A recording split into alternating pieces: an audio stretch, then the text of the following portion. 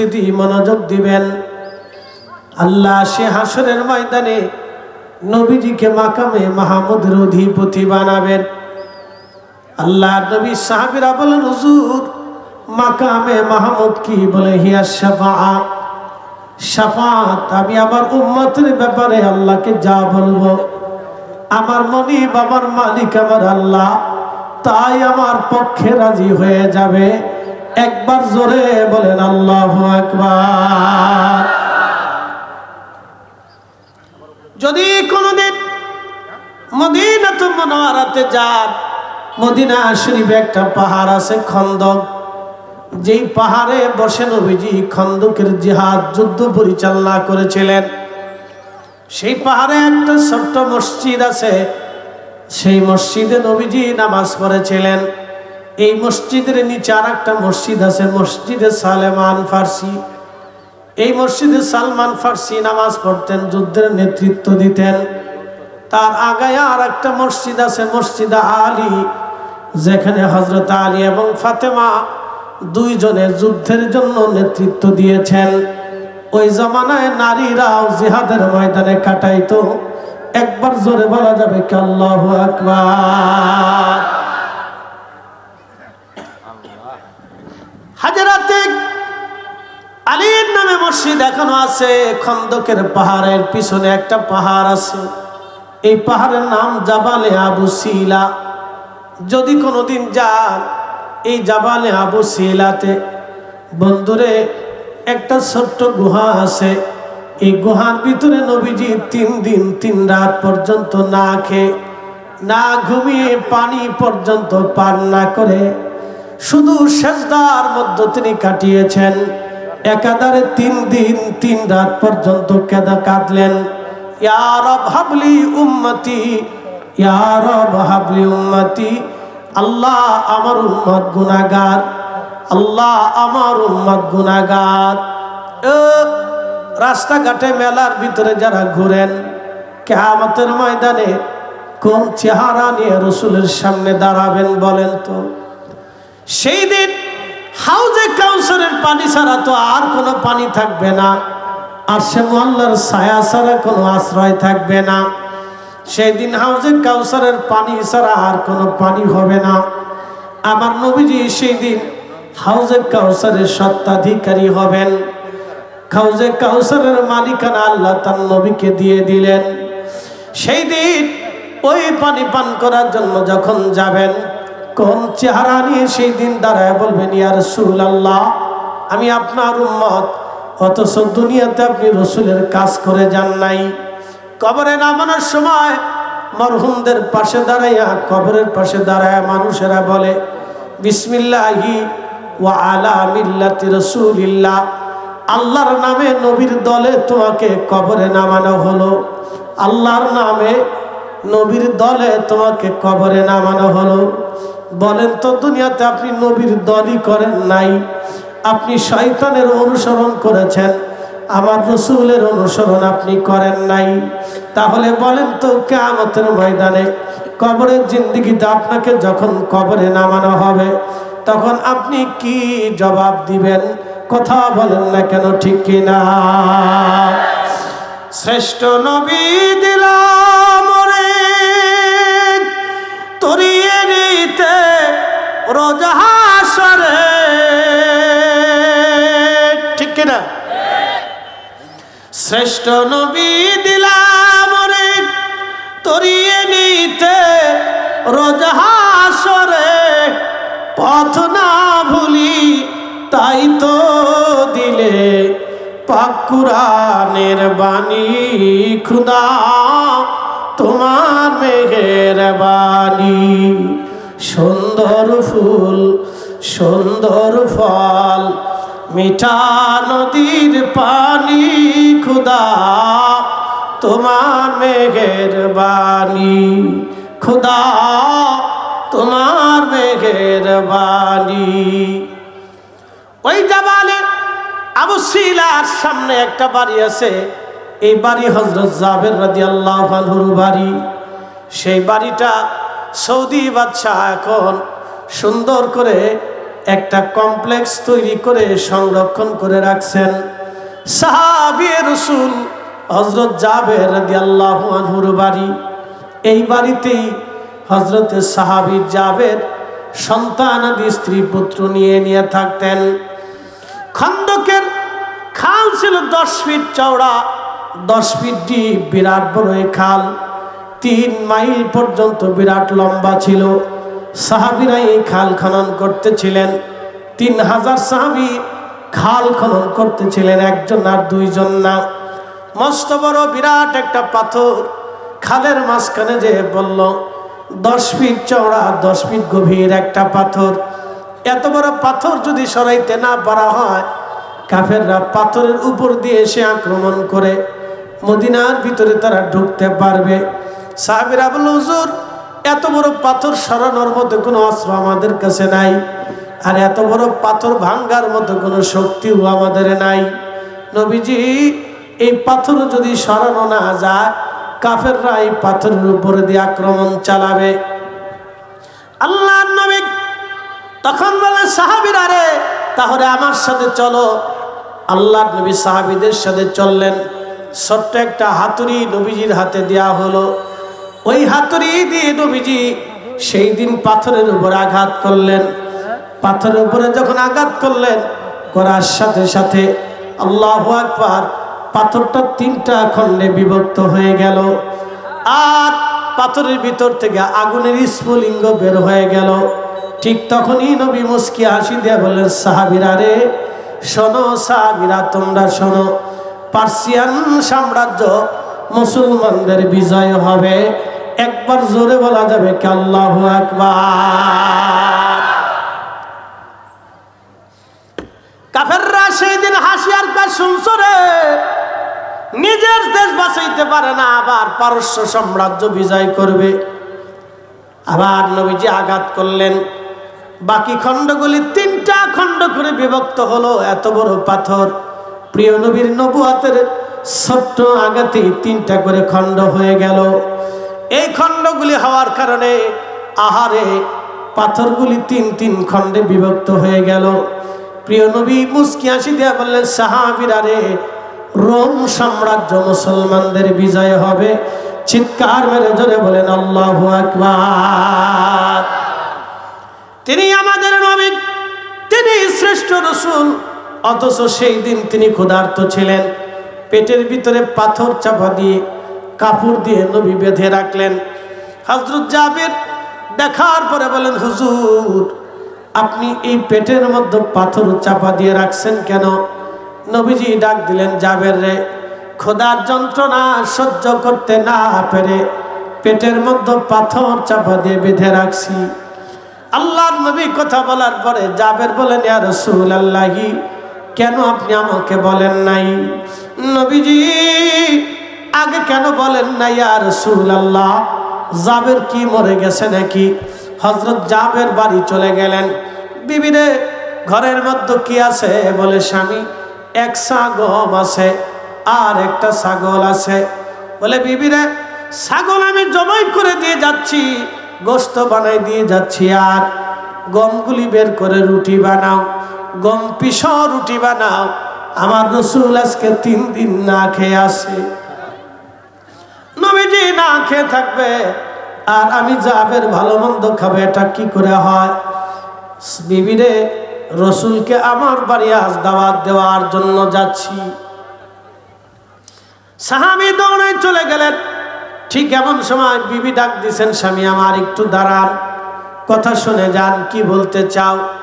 স্বামীরে, হাজার হাজার সাহাবী খন্দকের ময়দানে কাজ করে, আমার রাসূলকে দাওয়াত যদি দেন, কানে কানে দাওয়াত দিয়ে যদি সাহাবীরা জানে আর একবার দাওয়াত পড়ে যায়, তাহলে এত সাহাবী যদি বাড়িতে চলে আসে গো স্বামী, এত সাহাবীর খাবারের আয়োজন আমার কাছে নাই, লজ্জায় পড়ে যাব। এত মেহমান যদি আমার বাড়ি আসে, আমি কি করে খাওয়াবো? হযরত জাবের বললেন, বিবিরে, চিন্তা করিও না, আমি যাইতেছি, দেখা যাক আমার রাসূলকে আমি দাওয়াত দিয়ে আসি। আল্লাহর নবীর কাছে গেলেন, হুজুর, আমার ঘরে এক সা গম আছে, একটা ছাগল আছে। নবীজি বললেন, জাবের রে, ছাগল কি বাচ্চা আসেনি না গর্ভবতী? বলে না ইয়া রাসূলুল্লাহ, ছাগলের পেটে কোনো বাচ্চা নাই, তার কোনো বাচ্চা নাই, দুধালাস বাচ্চাও নাই। নবীজি বলেন তাহলে তুমি কুরবানি করতে পারো। দেখেন, একটা দুধওয়ালা বাচ্চা ছাগল কুরবানি করা আল্লাহ নিষেধ করে দিয়েছেন, কারণ ওই বাচ্চাটা দুধ পাবে না। আর একটা ছাগলের বাচ্চা, একটা প্রাণীর বাচ্চার অধিকার পর্যন্ত নবী রক্ষা করেছে। কি কথা কন না কেন, ঠিক কিনা? একটা প্রাণীর অধিকার নবীজি রক্ষা করলেন, আল্লাহ একটা প্রাণীর অধিকার আল্লাহ রক্ষা করলেন। আপনি ইচ্ছা করলেই বিনা কারণে একটা কুকুর মারতে পারবেন না, আপনি ইচ্ছা করলেই বিনা কারণে একটা বিড়াল মারতে পারবেন না। যদি মারেন কিয়ামতের ময়দানে এই কারণেও আপনার জাহান্নাম হয়ে যেতে পারে, কারণ আপনি বিনা কারণে আল্লাহর একটা মাখলুক মেরে ফেলেছেন। বাংলাদেশে মানুষ মেরে ফেললো কোনো বিচার আচার হয় না। এই কি কথা কর না, যারা বলেন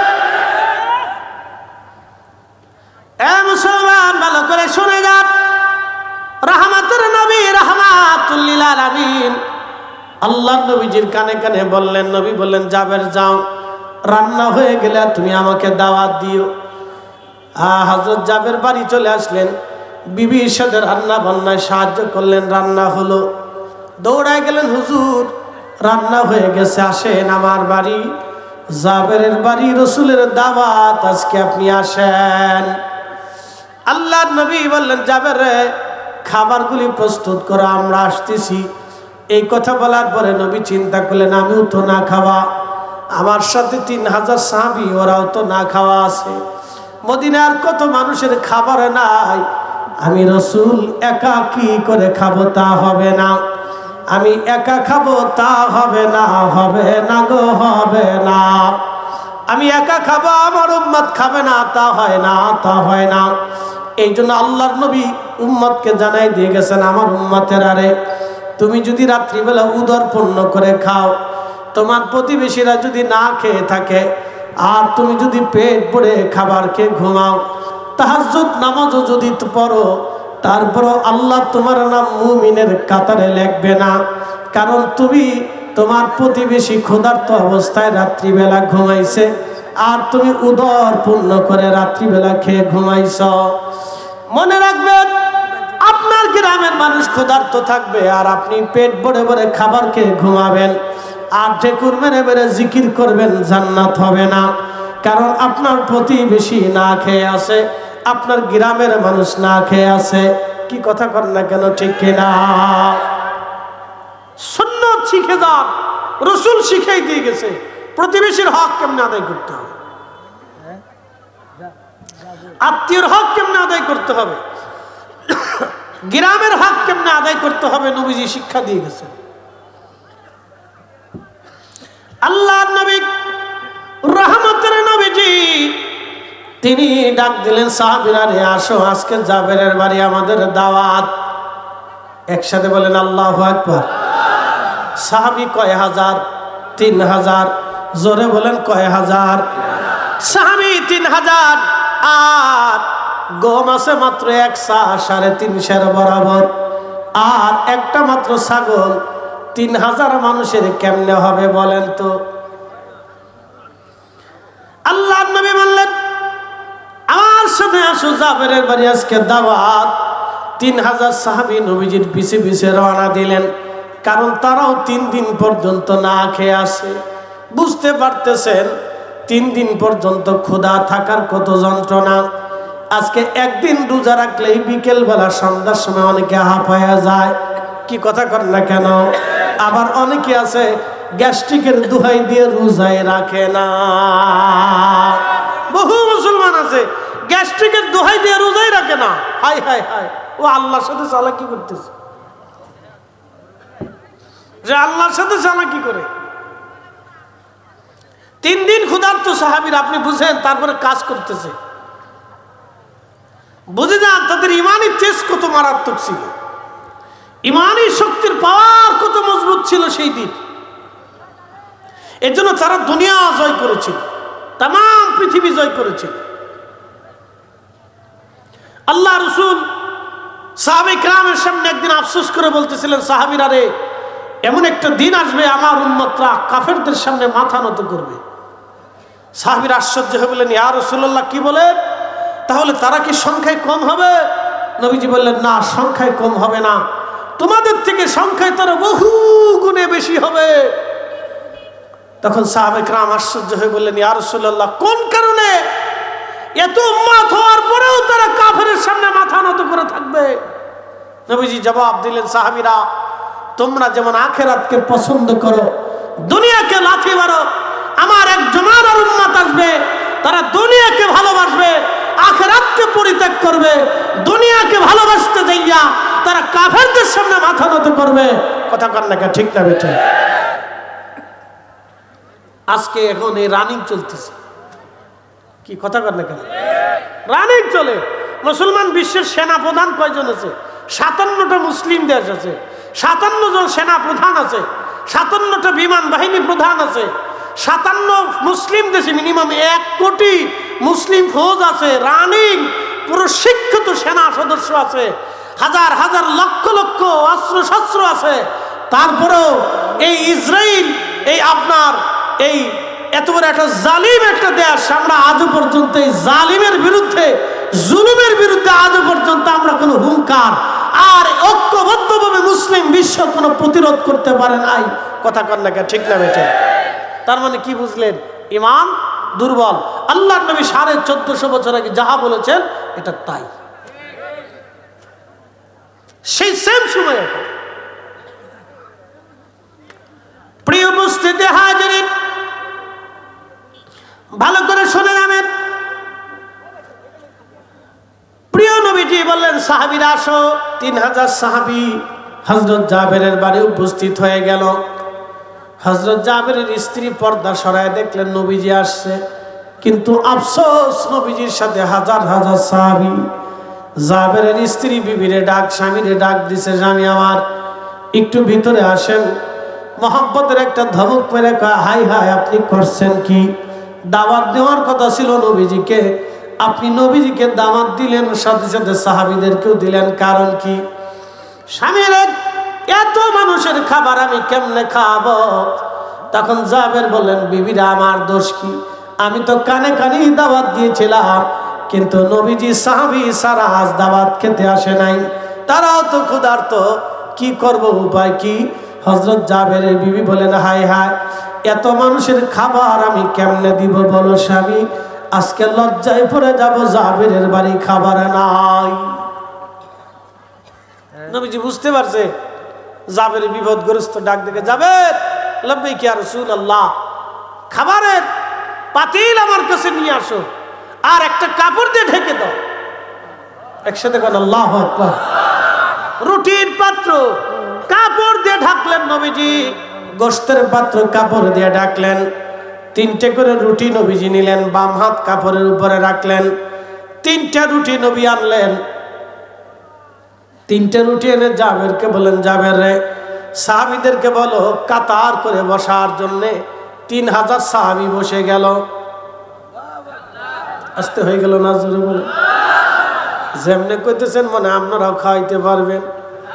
তাহলে একসাথে বলেন আল্লাহু আকবার। তৌহিদেরই মুর্শিদ আমার, মুহাম্মাদের নাম, মুর্শিদ মুহাম্মাদের নাম। ওই নাম জপলেই বুঝতেই পারি খুদারি কালাম, মুর্শিদ মুহাম্মাদের নাম।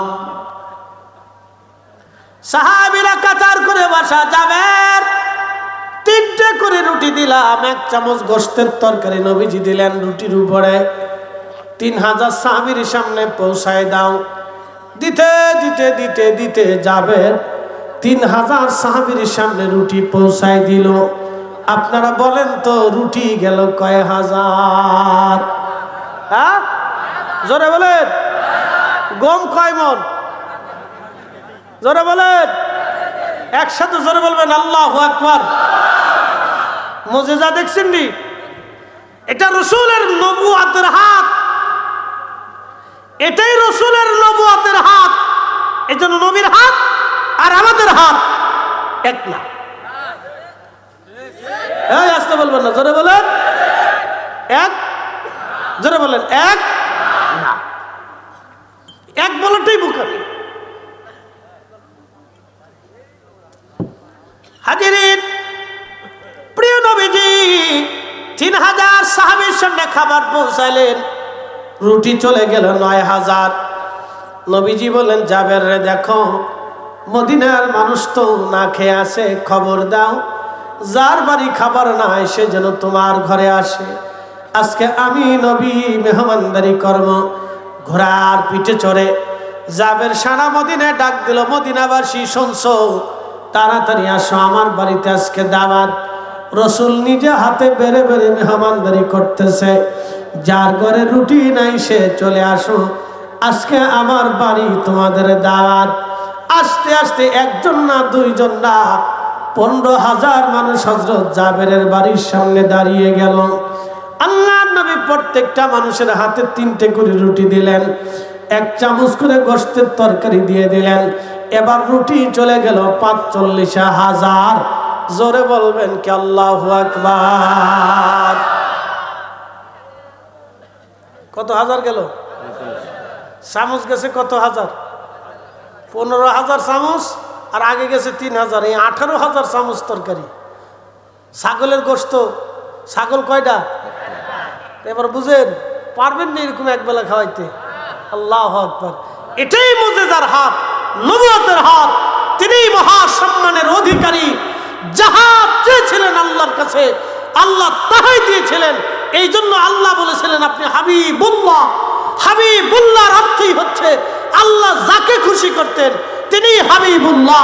আর খলিলুল্লাহ তাকে বলা হয় যে আল্লাহকে খুশি করতেন তিনি খলিলুল্লাহ। আর হাবিবুল্লাহ নবীর জন্ম যে আল্লাহ নবীকে খুশি করতেন। মারহাবা বলবেন না? এই জন্য আমরা শ্রেষ্ঠ উম্মত। কি উম্মত? জোরে বলেন, জোরে জোরে জোরে। মসজিদের জুতা চুরি করি। আমাদের কাছে মসজিদের জুতার নিরাপত্তা নাই, তো নারীর নিরাপত্তা কেমনে দেবেন? কি কথা কন না? জোরে বলেন। যে দেশে মসজিদের জুতার নিরাপত্তা নাই সে দেশে নারীর নিরাপত্তা কিভাবে হবে? আমি মালদ্বীপে মাহফিল করতে গেছি ভিলা কলেজে, একবারে মালে রাজধানীর বড় নামি দামি কলেজ। এটার এই আপনার একটা হল আছে, এই হলে বিভিন্ন প্রোগ্রামগুলি হয়। তো প্রোগ্রাম শেষ করার পরে রাত তখন অনেক বেজে গেছে, ছেলেরা বললো হুজুর আসেন একটু সাগরের হাওয়া খেয়ে আসি। তো সাগরের বাতাস খেতে গেলাম হুলে মালে। নাম শুনলে হাসবেন, হুলে মালে। মালে হচ্ছে রাজধানী, রাজধানীর পরে আর একটা শহর আছে এটার নাম হুলে মালে। হুলে মালে হচ্ছে এয়ারপোর্ট। এখানে আর একটু আমাদের দেশের গুলশান বানানি যেরকম ভিআইপি শহর, ওরকম সুন্দর শহর হুলে মালে। এই হুলে মালে যাওয়ার মাঝখানে একটা ব্রিজ আছে সাগরের উপরে। সাগরের নির্মল বাতাস প্রবাহিত হয়, কত সুন্দর। এই বাতাস খেতে যাওয়ার সময় দেখি মেয়েরা রাস্তা দিয়ে হেঁটে হেঁটে যাচ্ছে। আমার রাত 12টা-1টা বাজে, রাজধানীর এই শহরে সাগরের পাড়ে মেয়েরা হাঁটতেছে। ওদেরকে ধরে না, হাইজ্যাক হয় না? হুজুর এটা কি বাংলাদেশ? এদেশের পৃথিবীর সব থেকে বেশি নিরাপত্তা এদেশের মানুষকে দেওয়া হয়। পৃথিবীতে পর্যটন শিল্পে এরা 1 নম্বর নিরাপত্তার জন্য প্রধান 1 নম্বর কাতারে আছে। এদেশে কোনো দুর্নীতি নাই, চুরি নাই, ডাকাতি নাই, রাহাজানি নাই, খুন নাই, দর্শন নাই, মারামারি নাই, কাটাকাটি নাই। কেউ কারো ব্যবসা নিয়ে জমি নিয়ে পারাপারি ঝগড়া ফাসাদ কিচ্ছু করে না। রাষ্ট্র এসে জমি মেপে বুঝাই দিয়ে যায়। আর আমাদের দেশে রাষ্ট্র জমি বুঝাইতে আসলে 30 বছর পার হয়, মামলা জামলা গোষ্ঠী কিলাইতে কিলাইতে। এই কি আস্তে কথা কেন? জোরে বলেন। কত বছর যায়? 30 বছর যাওয়ার পরে তারপরে যে জিতে, তার যে ওই 30 বছর পরে জিততে জিততে তার 30 বছরে জান শেষ হয়ে যায়। চুল ছিল কাঁচা, হয়ে গেছে সাদা। এরপরে 30 বছর পরে আইসে জিতে যখন, তারপরেও আইসে কত গুতে গুতি মারামারি ধরাধরি। এরপরে পুলিশ আসে যে তোমরা গুতাগুতি করতেছো কে? তারপরে মামলা লেখে, এরপরে টাকা পয়সা দিয়ে যান। বুঝতে পারছেন? এটা আমাদের সমাজ। তো ও দেশে মারামারি ধরাধরি কিচ্ছু নেই, একবারে ফ্রেশ। গরিব যে আছে তার প্রত্যেক মাসের অ্যাকাউন্টে টাকা চলে আসে। যেটা কানা আছে ও কানা, প্রত্যেক মাসেই অন্ধের অ্যাকাউন্টে টাকা চলে আসে, আর আমাদের দেশের কানারা ভিক্ষে করতে করতে জান শেষ হয়ে যায়। ঠিক আস্তে কোন কাজে বলে, ও দেশের কোনো শিশু বাচ্চা কাজ করে না। শিশু বাচ্চাদেরকে এতিম হয়ে গেলে সরকার নিয়ে এতিমালয় নিয়ে তাদেরকে খাওয়া দাওয়া লেখা পড়া চিকিৎসা সব ফ্রি। আর আমাদের দেশের বাচ্চারা এতিম হয়ে গেলে ও চাচা ভাতিজারা লাথি মারে, গ্রামের মানুষও পছন্দ করে না, সমাজও তারা পছন্দ করে না। ও মনে হয় যে দেশের মানুষই না। কি আস্তে কথা কেন গেছে বলে, তারপরে যায় ও দাঁড়ে দাঁড়িয়ে ভিক্ষা করে, মানুষের বাড়ি কাজ করে, এই দোকানে মোকানে কাজ করে, সারা রাত ভরে দিন ভরে কাজ করার পরে কেউ আবার হোটেলে কাজ করলে বিনা বেতনে খালি পেটে ভাতে কাজ করে। কি কথা কথা কান জোরে বলে, একটা শিশু পেটে ভাতে কাজ করে, সারা দিন পরিশ্রম করে, ওরা 3 বেলা শুধু খাবার দেয়। এর চাইতে জুলুম দুনিয়াতে আর কিছু আছে? এর চাইতে জালেম দুনিয়াতে কিছু আছে? তো ওই শিশুর সাথে জালেমে জুলুম করা হচ্ছে। এরকম 5 লক্ষ শিশু বাংলাদেশে আছে। 5 লাখ। কত লক্ষ? 5 লক্ষ শিশু এরকম আছে। এদের দায়িত্ব নেওয়ার কথা ছিল রাষ্ট্রের, শিশুর মা ফিরিয়ে দেওয়ার কথা ছিল রাষ্ট্রের। রাষ্ট্র যদি ফিরাইতে না পারে তাহলে রাষ্ট্র মা হবে। বাবা দেওয়ার কথা ছিল রাষ্ট্রের, রাষ্ট্র যদি বাবা দিতে না পারে তাহলে রাষ্ট্র নিজে বাবা হবে। ঘর দেওয়ার ছিল রাষ্ট্রের, ঘর যদি রাষ্ট্র না দিতে পারে তাহলে রাষ্ট্র নিজে ঘর হবে। খাবার দেওয়ার কথা ছিল রাষ্ট্রের, রাষ্ট্র যদি খাবার দিতে না পারে তাহলে ওই শিশুর খাবার রাষ্ট্র হওয়ার কথা ছিল, কিন্তু পারি নেই, আমরাও দিতে পারি নাই। এই জন্য মাঝে মধ্যে বাংলাদেশের মাটির নিচে ভূমিকম্প লাড়া দেয়। কি আস্তে করে জোরে বলে, ভূমিকম্প কি করে? লাড়া দেয়, লাড়া দেয়। খালি ভূমিকম্প আসবে না, আরো কিছু আসবে। আপনাদেরকে আজকে একটা তথ্য দিয়ে যাই। 1757-তে একটা ভূমিকম্প হয়েছিল বাংলাদেশে, প্রলয়ঙ্করী ভূমিকম্প। তখন তো এত বিল্ডিং সিল্ডিং ছিল না, থাকলে মানুষ জানতো যে কত মানুষ মরছে। তখন তো মাটির ঘর টর ছিল, কুড়ে ঘর।